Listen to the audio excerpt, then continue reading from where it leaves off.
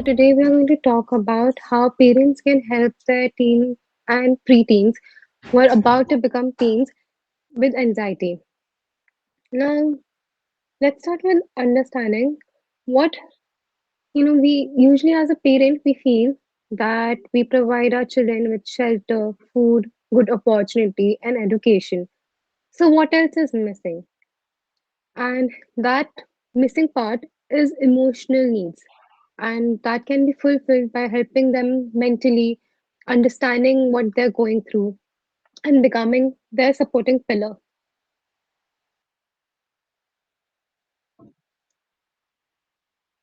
How can we become their supporting pillar is providing them with emotional intimacy. Someone who provides us emotional intimacy, we can share everything with them, regardless of what kind of situation is. And even if they're not sharing everything with you, they know that if they had to, they can share it. There is, that trust between both the parties.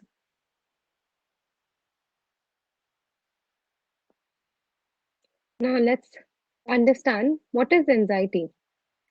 We have all heard or felt this uncomfortable feeling of like before going on stage or before giving exam, before getting appraisal in the job. There's this feeling that we're not really sure about how to go about it.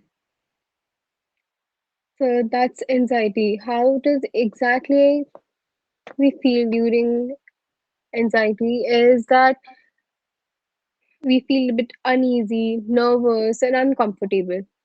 Why do you have anxiety? We shouldn't see anxiety as something bad all the time. It's both fight or flight. It helps us figure out. For example, you're crossing a road and you see a car coming towards you. What would you do in that situation? That's something anxiety helps you figure it out. That either you will run away, from that spot. Sometimes we freeze as well, and we don't exactly know what to do. So, is anxiety a good thing or a bad thing? Anxiety can sometimes be good, as anxiety is not there to make us feel anxious or make us feel that we're not ready for something, we don't want to go it. It's actually there to bring us to the level where we will be perfectly productive when we have zero level of stress, zero anything towards that thing. We might lack motivation as well. And we can understand this very well by Yerkes Dyson law, in which we can see if this graph is visible to everyone. So in this graph, we can see that if there is very low anxiety, you'll see there's very low motivation as well. So we might feel sleepy and calm, and there won't be any josh to do that thing. But when you're feeling little bit anxious, also known as eustress, we'll have an optimal arousal through which we'll be highly active. But when does anxiety becomes bad exactly?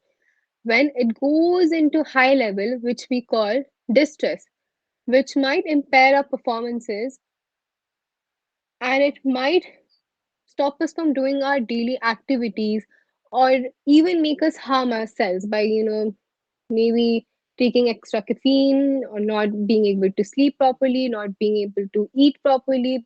It All of the such things are bad signs of anxiety. So let's talk about these signs, which are not very healthy of anxiety. When we see in our child or in ourselves as well that there is a change in behavior which has been consistent for more than 2 days, if you feel these behaviors or some sign or something that is not good, for example, your child or you are losing interest in something you have always enjoyed. It could be something as simple as eating your favorite food, and you might see that the person is getting very much irritable. You're getting more into fights with that person. They're not understanding you that well. The connection is but not there. The slamming of doors might be increasing. All of those are also signs of them feeling anxious somewhere or the other in their life. So, you know how a person is. If you have stayed with them for such a long time and you see the very major changes as teenagers, yes, children are going to go through changes. But are these changes a bit too extreme? If your child, for example, used to be, very talkative, but now suddenly they are a bit quiet and they don't share a lot of things with you or with anyone. Or if they were, a very quiet kid, but now they would just keep on talking without really figuring out that where do they have to stop talking. Both of these are signs of anxiety because when they're talking a lot, they might not really realize that where to stop. They're just, covering up after one sentence to another just to make themselves feel better.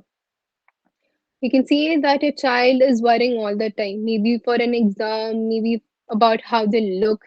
The reason could be anything, but you see that they are worrying a lot more than what you would consider a normal level of worrying. That okay, this exam is difficult and it is making me feel that I need to prepare more. Or if this person who is, someone who always scores well, yet before their exam, they're feeling that I'm going to fail this subject. They are crying and their stomach is upset. All of that worrying is more than the situation is. Yeah, you have to compare with how threatening the situation is. Some of the physical signs that you can see, there are sweating palms, you're shaking, your heart is beating fast, you have ache in your stomach, head. You find there are some no biological reason behind those pain. Fun fact that a recent study has found that around 43.2 people of people have have less exercise than comparatively people who didn't exercise. So how can you actually help your child? How can you actually be there for them? So let's understand with this psychology theory we call aha moment. In this moment, it's basically that you're doing something else and not instead of focusing on that problem exactly. And while doing something else, suddenly you realize, oh, that's the solution. And that feeling of, oh, that's the solution is what we call aha moment. Now, how is that helping your child with anxiety? Here we understand it that we would encourage our child to do something else instead of focusing on that.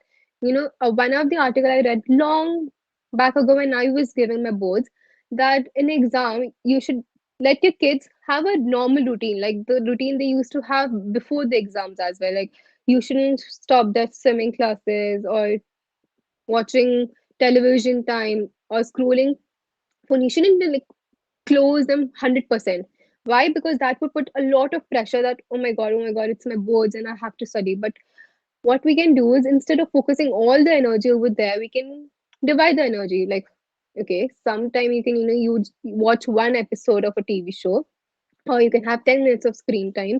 You can still go to those extracurricular activities, and you will see that those activities might actually help your child figure out whatever thing is stressing them has some solution to it.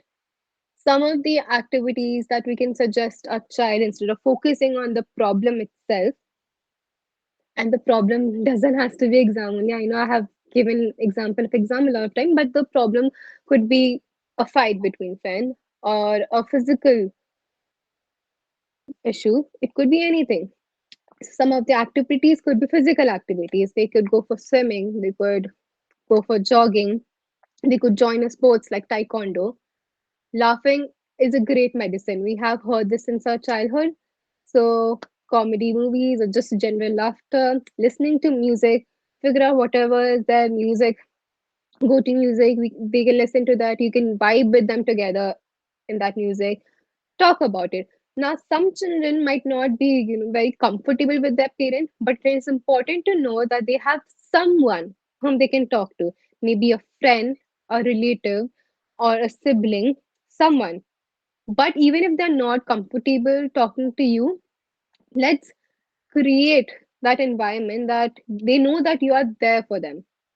Avoiding stimulants, anything that would actually make them more anxious. Now, I did say that you should allow your children with screen time, but sometimes watching such things and algorithm might keep on suggesting them something or the other related to exams, due to which or due to the problem they're already suffering, the algorithms might suggest those things even more. So we should figure out that how can we avoid such stimulants itself. One of the thing in psychology we see is ABC, which is antecedent, behavior, consequence. So over here we have antecedents is the environment, and the environment which causes that behavior, and at the end that consequence. For example, they you're standing in line for coffee and someone steps back. That stepping back would be the antecedent of that event. Okay, this happened, and due to which now you're feeling bad. That okay, and what did you do after feeling bad would be a behavior and the consequence of that behavior. So what I'm trying to say is that if we control that stimulant itself, if control that environment, we might help our children not go through that situation, or not focus on that situation currently. The other way would be relaxation techniques. While not focusing on the problem itself would be a good idea, but sometimes instead of displacing our focus somewhere else, we can also relax and then focus our attention to that problem. Some of the relaxation technique I'm going to talk about are breathing techniques, which are very, very, very easy. So I would like all of you to show your palm.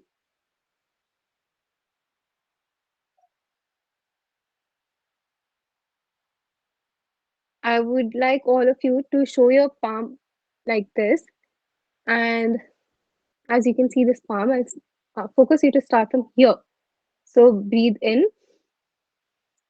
hold, breathe out, and breathe in. So that's one of the method. Another method could be five finger method. So over here, we start from this, breathe in, breathe out, breathe in, breathe out, breathe in,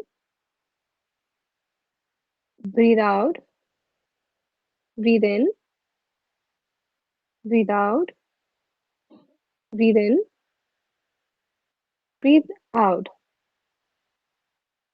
These are some of the most easiest method that we can use, which would help us calm down in any anxious situation.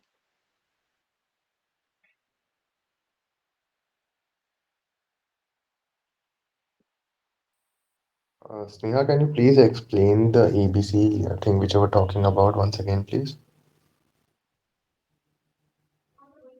Definitely. So ABCs: A stands for antecedent, B stands for behavior, and C stands for consequence.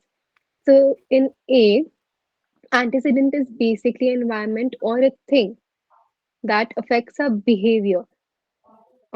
Example, you are going out and you see that there is no auto available. So how Okay. does that affect you? So your behavior in that moment could be very, you're frustrated. Ki, I'm not able to find auto at all. Why am I not able to find the auto? And the consequence is that your mood is getting spoiled for the whole day. So what we can do is manipulate or control our antecedent itself. What we can do is we pre-book something through Uber instead of finding auto in that moment itself. What we can do is figure out and book an auto beforehand. So in that way, you're already controlling the environment, which won't affect your mood. In that way, your behavior would also be, not frustrated, and you wouldn't act that way. And at the end, consequence would be that your mood hasn't been spoiled and your day is going perfectly. Okay, so we In this, basically remove the stimulant which was creating a problem so that it doesn't happen in the first place itself. that is correct. Okay, okay, okay. All right, got it. Thank you. Okay. If I say in your children example, we can see that if you feel that your child never listens to you when they're using the phone, so what you can do is always, take the phone, then talk to them. and then give it to them. We can always focus that they're not using the phone while you're having conversation with them.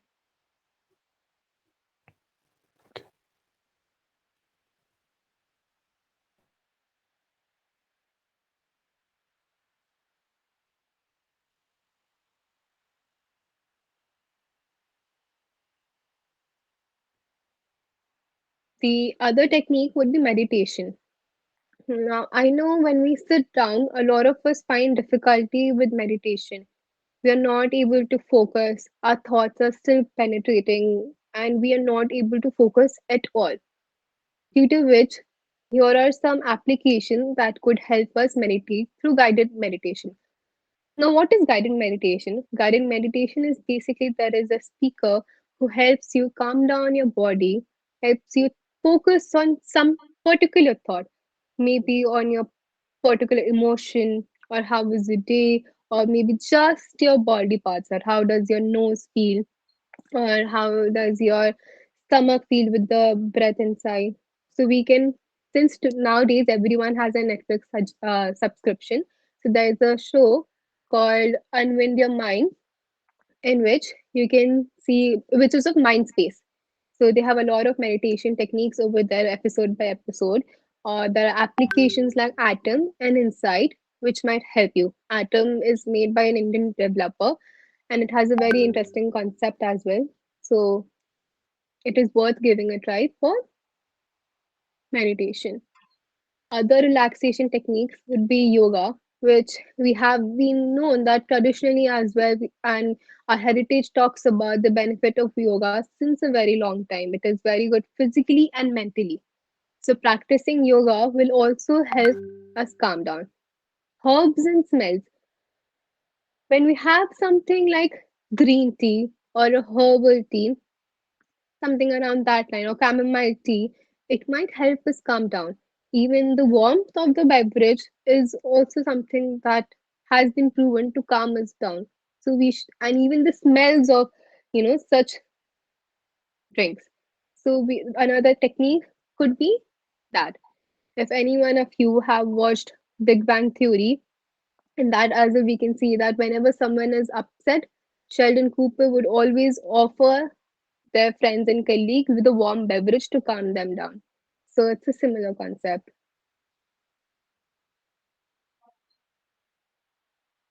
Now, we know all of these things, what I have suggested before, can be done after you're feeling anxious. But what do you do before that? We have always heard precautions is better than cure.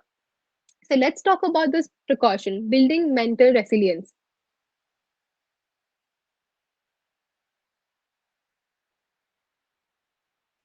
We have to train ourselves that whenever such thought occur, we can think of something else instead of focusing on that thought itself.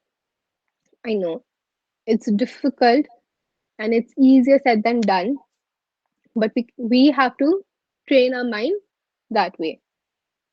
Second would be watching a movie, and like I had said before, listening to a music. We need to know that okay, what would be a perfect but healthy way of distraction. That is something we have to start telling ourselves since beginning. Okay, whenever I have such a situation, this is what I can do. Third is we can learn how to live in the moment. That we have to train ourselves to be mindful. We need to understand that we do not have control over future or the past. So what we have is this exact moment. For us, this exact moment would be this webinar. So instead of focusing on what can happen or what will happen to me tomorrow, what will you do today? Let's see what's happening right now. One more solution there is, one more way there is, be grateful. A gratitude journal is something that is very helpful. At the end or the beginning of the day, we can start with saying or writing down at least three things, like minimum three things that made our day grateful. So I would like our participants, if anyone would like to share at least one thing they were grateful for today. Would anyone like to share? So, what I feel is I am basically grateful for the overall kind of life which has been given to me by God. Like by each and every aspect of it, the kind of the quality of the life which I have been granted is one thing which I'm always thankful for. Thank you so much for sharing. And that is very good to know.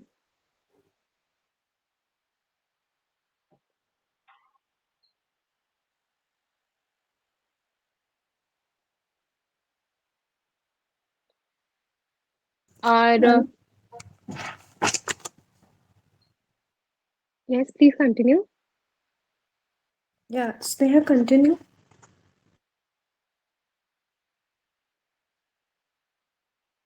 Our fifth technique would be visualization. We can visualize that how we want our life to be. We can think about it in more positive perspective that okay, this is how, and then we can set our goals according to that visualization. Sixth would be creating positive thought patterns, that we need to figure out that how we are always finding those silver lining out of things. And once we start training our brain into thinking more positive things instead of negative in that situation, then we'll find that things are not as bad as we always think of them. Another method would be writing down whatever is worrying you. Practice of journaling has been helped us mentally a lot since long time. So if we write down our thoughts about how our day went and whatever happened, and we'll figure out that whenever we are writing, we can calm ourselves down and as well as think more rationally. Last is leading a healthy lifestyle. If we sleep on time, have a good diet, if we are eating, healthy meals, we are cutting out all the toxic people from our life, we are maintaining our screen time, and all of these factors, if we are using them collectively properly, we see that all of our mental health problems can be managed in a better way. As a parent, you have to remember to walk your talk. If you're asking your child not to be on phone a lot, remember if you are on phone a lot and then you're asking a child not to be on phone a lot, that wouldn't set the perfect example for it. So we have to do like whatever we are expecting our child to do, which begins with fostering an open communication. You have to create a space where your child can openly have a conversation with you. While having a conversation, you also need to decide what kind of topics are okay and not okay. We have to start talking about mental health in a very positive way, so that in case of anxiety or any other mental health issues, your child is able to share with you very openly instead of fear of judgment. Lead your life with healthy examples. If you eat healthy food, if you go for a workout, your child will follow your footsteps. Encourage hobbies. If you, as a parent, will say that this is a waste of time to paint or follow your passion, then even your child would feel discouraged towards such things. So we need to tell them to do these things as well and follow ourselves as well. Sometimes you go and watch movie with them, paint with them, set realistic expectations. Now, if you know that your child is practicing golf, for example, for 2 3 years, but they haven't won a lot of tournaments. Expecting them to be some international player wouldn't be fair. But at the same time, asking them to stop would also not be fair. So what we have to do is focus on their efforts, that how well and how much they are focusing and practicing. So you should appreciate that instead of their achievements and create a realistic expectations out of it. Monitor their screen time, and 8 hours of sleep is something that should be promoted. And maybe your child is not sharing with you, maybe your child is just keeping everything within themselves because they don't want to worry you. So as a parent, what you can do is keep on checking on them by yourself. Are you doing okay? How has your life been? General questions. How was school, how was college, just proactively taking interest in their life. At the end, I would like to thank you all so much for joining this. For further any materials or any questions, you can follow me on Instagram. This is the ID. Okay, thank you so much, Sneha, for a wonderful session. And thank you, audience, for joining us. If you found this session helpful, then stay tuned for the future webinars addressing the various aspects of well being. So, thanks. Thanks for joining us.